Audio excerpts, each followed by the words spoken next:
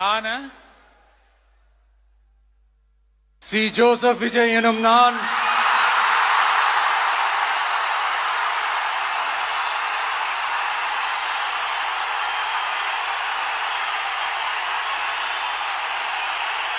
சட்டப்படி அமைக்கப்பெற்ற இந்திய அரசியல் அமைப்பின்பால்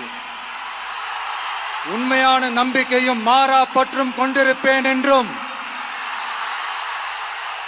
இந்திய நாட்டின் ஒப்பில்லாத முழு முதல் ஆட்சியையும் ஒருமையையும் நிலை நிறுத்துவேன் என்றும் தமிழ்நாட்டு அரசின் முதலமைச்சராக உண்மையாகவும் உளச்சான்றின்படியும் என் கடமைகளை நிறைவேற்றுவேன் என்றும்